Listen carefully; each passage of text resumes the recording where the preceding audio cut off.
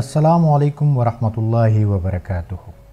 ګرانو کتونکو تاسو ته په پښتو نالج فیکټری چینل کې هرکلی وایم. وګو کتونکو د پاکستان د مختلف سیمو نه ډیر خلک بهر ملکونو کې مزدوري کوي او خپل بچو له حلال رزق ګټي. په دغه کې ډیر ځوانان په سعودي عرب کې دي او دا وخت د کپیلانو د ظلم او زور زبردستی د وجې د جدې په جیل کې قید دي او خپل فریاد صدا سے کوي. बहुत सारे भाई हैं यहाँ पर, सारे कफील के मसलों में अंदर बैठे हुए हैं, झूठे मुकदमा दर्ज किए हुए हैं. गोरमंग दा टोल दलता प्राते सो अल्लाह सो सलोरो मेष्टो ने सो द्रेयो मेष्टो ने दी دا غریب وګوره دیر څه شوي دي خو به یې راټینګ کړی دی غریب. دا ټول غریبانان د اقشان پراته دي والله چې ټول خراب شو. والله کوئی جرم نہیں کیا, ادھر ایسا پھنسا ہے, کوئی لوگ ہمارے پیچھے یہ بولتے ہیں یہ لوگ کیوں پھنسا ہے. د سعودي عرب په جیلونو کې بندیوان دا پاکستانیان خپل فریاد چاته وکړي او د دې تپوس په څوک کوي.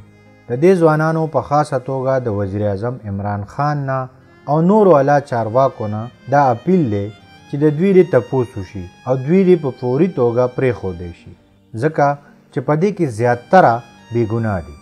हमारा जनाब इमरान खान साहब से दरख्वास्त है, चीफ जस्टिस साहब से दरख्वास्त है कि हमारे लिए कुछ इकदाम उठा लें, क्योंकि हमारे माँ बहनें बच्चे हैं घर में. ऐसे भी लोग हैं यहाँ पर जो सामने कैमरे के आगे सामने नहीं आने चाह रहे, क्योंकि वो कह रहे हैं कि हमारे घर वाले देखेंगे उनको हार्ट अटैक हो जाएगा. सपारे वाले आते नहीं है, हमारा पूछते नहीं है, कोई हमारा लोग नहीं है कि हमारा हाल का पूछे, कोई लोग नहीं है. न सपारा टेलीफोन चतई او न څوک راتلو والا شته دی. دا غریبانان دغه شان ناستي.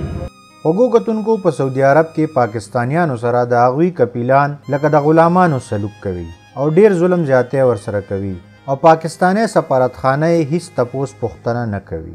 زموږ د عمران خان او نورو اعلی چارواکو نه دا اپیل دی چې دا خلک کم چې صرف او صرف د خپلو بچو د مستقبل لپاره او حلال رزق ګټلو لپاره د خپل ملک نه تللی دي او د مسافرۍ ژوند تیروي, نو د دوی تپوس دې وشي او دوی دې زر تر زره د دغه قید نه رها کړی شي.